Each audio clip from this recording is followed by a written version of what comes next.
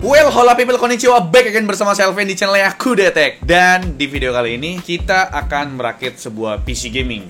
Tapi Pak, nggak ngerakit juga sih. Maksudnya nggak seperti video rakit biasa gitu ya. Karena pada dasarnya sebenarnya ya kita akan mereview sebuah casing terbaru dari Phenom RX, yaitu Phenom RX Diamond. Bukan Demon, tapi Diamond ya. Dan di video kali ini tidak ada benchmark game atau benchmark sintetis atau pengujian gaming dan lain sebagainya. Karena di video kali ini kita akan mereview casingnya aja dan kita akan melakukan proses perakitannya. Untuk komponen yang kita gunakan sebenarnya komponen yang kemarin kita gunakan juga sih. Kayak pertama motherboardnya ASRock B650 yang Pro RS. Terus prosesornya kita pakai Ryzen 5 7600X yang terbaru. Terus untuk memori atau RAM-nya kita pakai TeForce Delta DDR5 32GB yang dual channel. Dan untuk SSD-nya kita pakai WD Blue SN570 1TB. Dan untuk graphic card atau Vega card-nya kita pakai apa itu? Oh, Inno 3D iChill GeForce RTX 3060 12GB untuk melengkapi rakitan PC kali ini. Karena dia triple fan, jadi pas lah ya.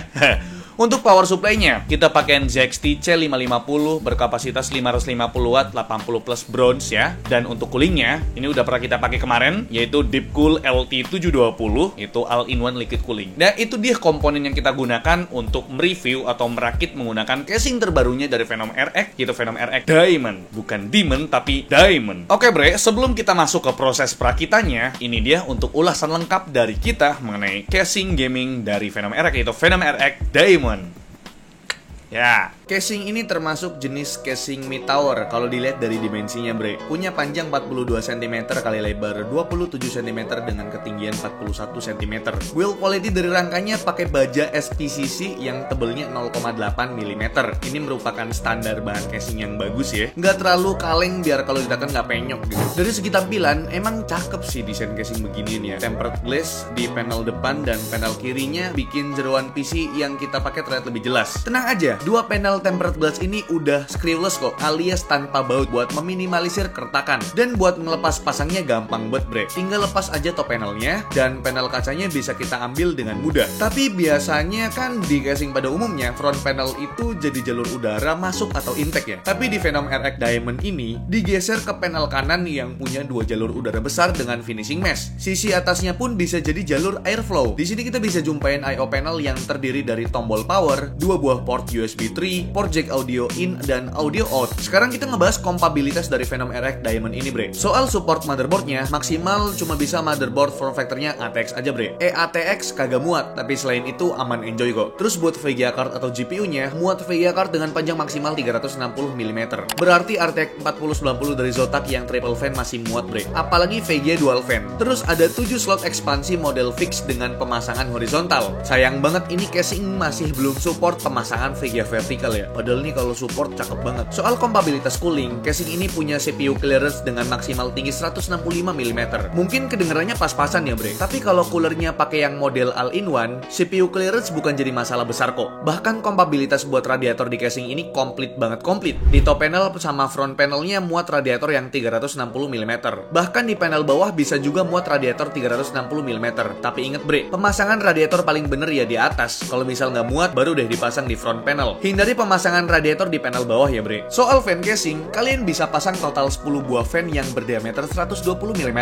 Masing-masing 3 di top panel, 3 di front panel, 3 di bottom panel, dan satunya lagi di panel belakang bre. Yang perlu jadi catatan di casing ini menurut saya adalah penempatan power supply. Gak ada masalah sih sama jalur airflow-nya, karena di set panel kanan ini emang full mesh. Tapi kenapa penempatannya mesti di atas ya? Jadinya titik penopang atau penyangga bakal lumayan terbebani sih. Tapi udah oke lah, karena selain 4 titik baut sebagai penyangga, ada juga potongan baja tipis di sini dan di sini sebagai penyangga tambahan. Di area bawah power supply ada tray storage yang muat 3 buah harddisk atau SSD 2,5 inci dan 1 buah harddisk 3,5 inci bre. Soal kabel manajemen, ini harusnya bukan jadi masalah berarti sih. Dengan penempatan power supply di balik mobo, bikin kabel dari power supply yang nggak kepake lebih mudah disembunyikan. Terus rute perkabelannya udah tersedia juga. Mau itu perkabelan di area atas mobo, area bawah mobo, ataupun area samping mobo. Semuanya ada rute buat buat perkabelannya. BTW, di paket pembeliannya kita cuma dapat satu pack baut plus kabel tis aja bre. Gak ada satupun bonus fan casing. Tapi wajar, ya harganya cuma 600 ribuan udah dapat casing dengan desain panoramic view gini. Di rakitan PC kali ini kita bakal pakai banyak banget kipas dari Deepcool CF120 Plus. Jadi sebelum mulai proses perakitan, baiknya kita pasang dulu nih kipas-kipasnya ke unit casing Venom RX Diamond ini. Dan tentunya kita telanjangin dulu casingnya biar proses perakitannya gampang. Pertama kita pasang dulu 3 buah kipas di panel depan. Ya bisa disebut panel samping sih. Terus lanjut pasang 3 buah kipas lagi di panel bawah. Tapi sebelum itu kita perlu lepas dulu dust filter di bagian bawah ini biar gampang ngebautnya bre. Dan kita pasang satu kipas lagi di panel belakang. Sekarang kita pasang dulu prosesor Ryzen 5-nya ke soket AM5 di motherboard ini. Terus kita pasang 2 buah RAM DDR5 karena dual channel, jangan lupa kita pakai slotnya yang A2 dan B2. Selanjutnya kita pasang SSD. Ini kita taruh di bawah karena emang NVMe SSD yang kita pakai ini cuma PCIe Gen 3. Lanjut pasang motherboard ke casingnya. Gak perlu pikirin cover I/O panelnya karena udah terpasang langsung di unit motherboard ASRock B650 Pro RS ini. Tinggal baut-baut unit motherboardnya ke casing ini bre. Terus kita cicil perkabelannya dulu. Dimulai dari kabel audio, terus kabel front panel,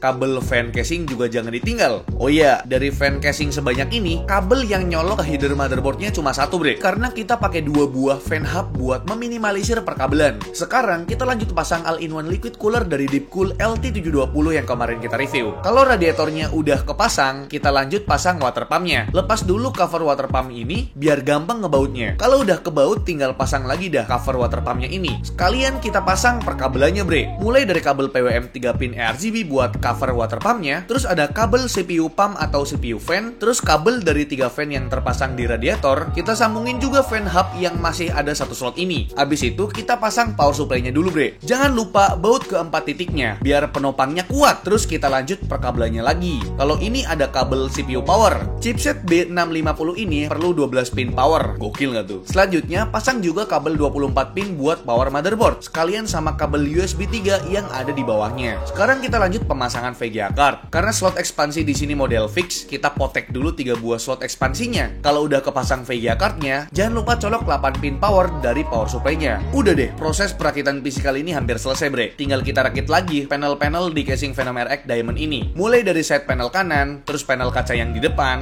lanjut panel kaca yang di sisi kiri, dan diakhiri top panelnya. Beres, tinggal kita tes hidupin aja nih. Itu dia bre, untuk ulasan lengkap dari kita mengenai casing gaming terbaru dari Venom RX, itu Venom RX Diamond, bukan Venom RX Demon ya. Tadi awalnya aku bacanya Demon gitu loh, ternyata Venom RX Diamond. Kira-kira ada beberapa kendala yang emang kesalahan kita sih, bukan salah casingnya ya. Beberapa kendalanya tadi saya kira nih fan casing di belakang tuh nggak bisa dipasang ya, ternyata bisa. Dan tadi sebelum syuting kita tuh pindahin posisi fan front panel yang tadinya kan exhaust semua, nggak ada intake-nya, kita ubah posisinya ke intake. Jadi di sini totalnya ada 1, 2, 3, 4, 5, 6, 7 buah fan. Yang 4 itu untuk exhaust dan yang 3 itu untuk intake. Sama untuk fan radiatornya itu beda lagi ya. Itu tuh untuk mendinginkan si radiatornya. Exhaust juga sih sebenarnya sih. Jadi totalnya fair ya. Ada 10 kipas lengkap banget. Nah sekarang saya akan kasih tahu beberapa kesimpulan mengenai casing gaming terbarunya Venom RX, yaitu Venom RX Diamond. Pertama, untuk bahan atau build quality-nya ini aku suka banget ya. SPCC 0,8 mm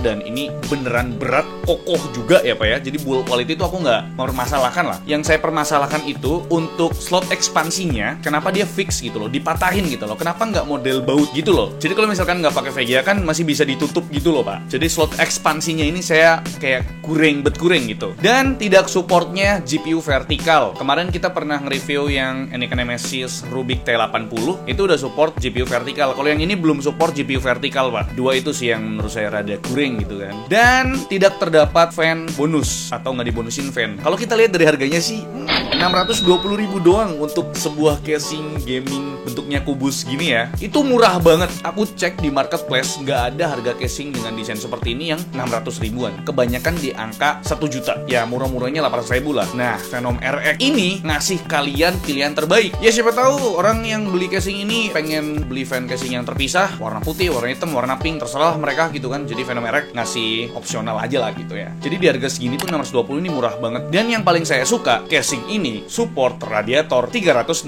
mm, baik di bagian top panel ataupun di bagian front panel. Kalau di bottom panel kan nggak disarankan gitu. Beda sama Enyaq Nemesis Rubik T80 kemarin. Itu gede casingnya, tapi nggak support radiator 360 mm bagian top panel. Kalau casing ini support, jadi saya suka gitu. Jadi kalau kalian mau beli casing ini dan beli all-in-one liquid cooler dengan diameter 360 mm, casing ini support sekali gitu. Ya kira-kira itu dia bre, kesimpulan dari kita mengenai casing Venom RX Diamond ini. Gimana menurut kalian? Ya coba dipertimbangkan, harga segini ini murah banget ya menurut aku ya. Buat kalian yang pengen mempertimbangkan casing yang gede, airflow-nya bagus, tapi kelihatan estetikanya dengan ada tempered glass samping dan depan gitu. Like video ini kalau kalian suka, dislike kalau saya jelek, dan jangan lupa untuk tekan tombol subscribe yang warna merah kalau misalkan kalian belum subscribe channel ini. Saya Alvin selaku host di channel ini mengucapkan terima kasih.